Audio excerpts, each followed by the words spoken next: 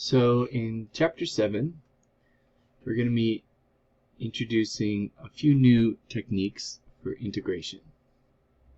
And the first technique that we'll look at is the technique of integration by parts. And before we write the formula for integration of by parts, let's think about how this formula comes about. So one way we can start it is we can start with the product rule. The product rule says that the derivative of a product of two functions, f of x times g of x, is equal to the derivative of the first function times the second function without taking a derivative plus the first function times the derivative of the second function. Okay. And then by integrating either side of this equation, we can undo the derivative on this side. So we know that when we integrate the derivative, it cancels out the derivative. So we wind up with an expression like this: f of x times g of x equals the integral of f prime of x g of x dx plus the integral of f of x g prime of x dx. And then one last thing I can do is just move one of these terms to the other side of the equation. So in this case, what I'll do is I'll isolate this integral of f of x g prime of x dx,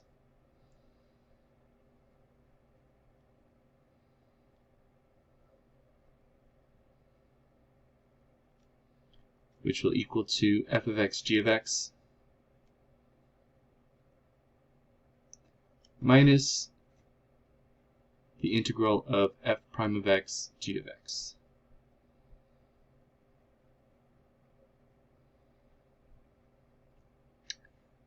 Okay, so this is the general formula for the integration by parts. And we see there's two components to it.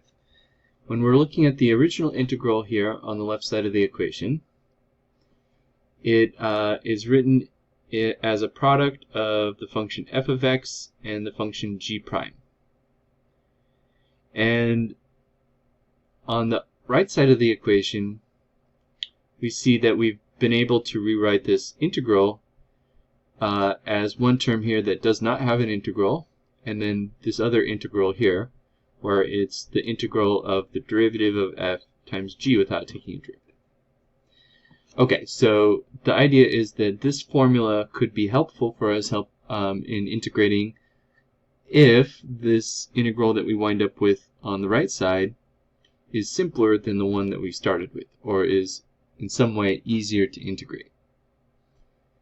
So that'll be a helpful thing to look out for, is in which cases are the integrals going to simplify or become easier under this formula.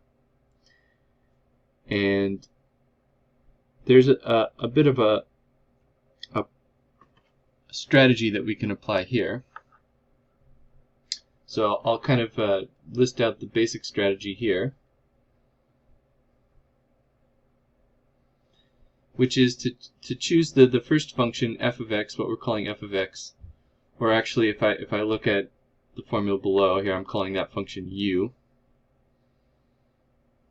and then choose the second part here, which is what I'm calling dv below. So by identifying these two components, right, we can strategize what our best recourse is for this formula. Okay, so the question is, how do we choose u and how do we choose dv?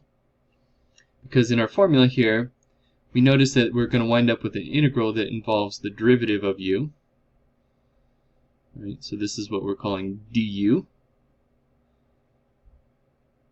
The f prime part is the du part. And then the g of x would be the v what we were calling v. So we want to choose a u that is such that its derivative becomes simpler. And in the original integral, it was g prime of x. So in order to get g of x, we need to do an antiderivative of g. Okay. So our strategy here, we'll choose u, or we'll choose an f,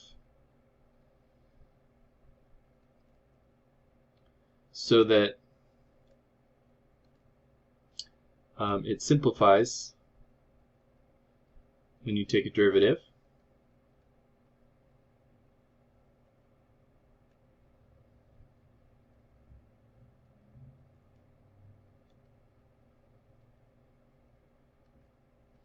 And we want to choose dv, right? So that would be the other component, the dv part, which is the g prime of x part, that has an easy antiderivative, or its antiderivative is relatively easy to find, because that'll be an important part, is that we're able to find the antiderivative for what we're calling dv in order to find v.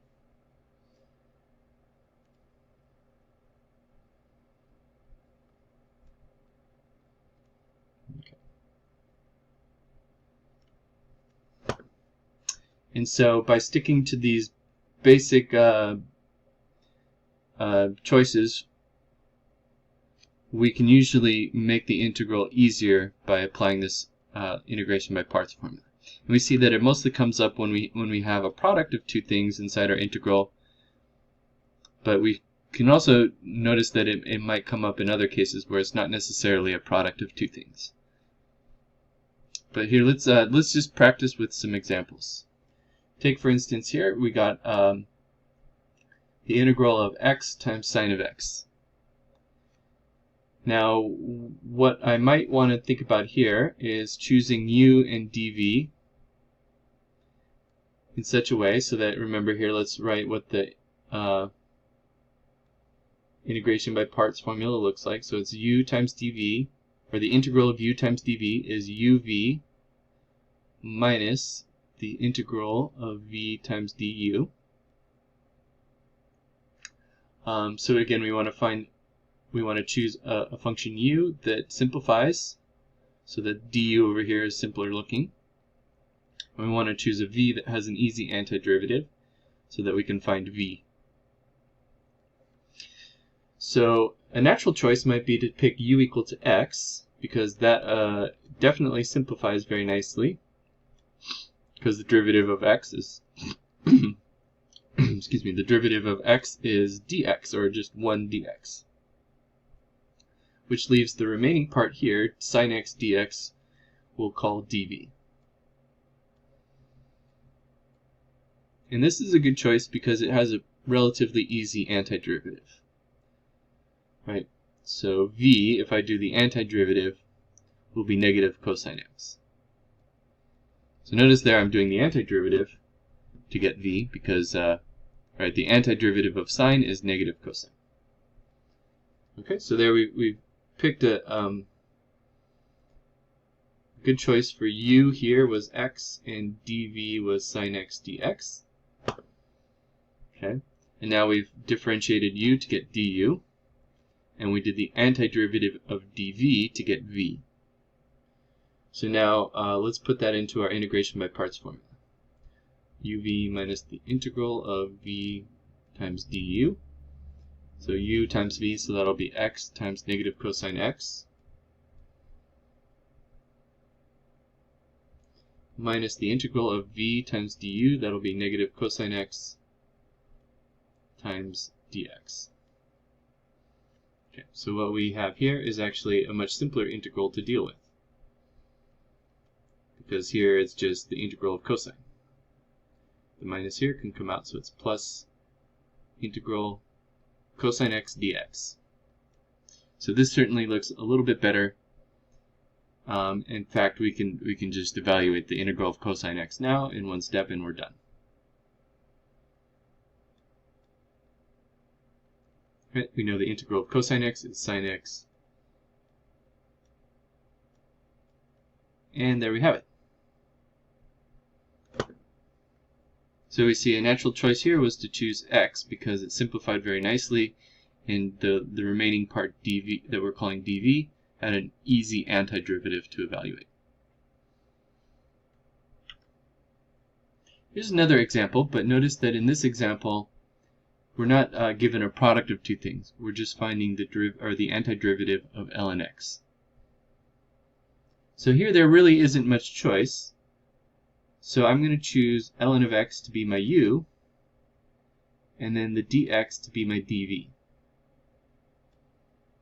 And we'll see this works out pretty nicely because certainly when I choose u equal to ln of x, its derivative is very simple, 1 over x. And then dx, which is really just the constant 1 times dx, has a very easy antiderivative, which is x. So with that, now we can do the integration by parts formula again. We've got the u times v minus the integral of v times du. So we have u is ln x times v is x.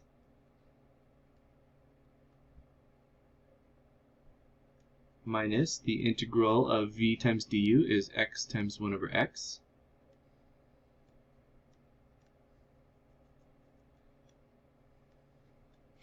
So here we'll have x ln x minus here x divided by x, those divide out, and so we're just left with the integral of dx, which again is x.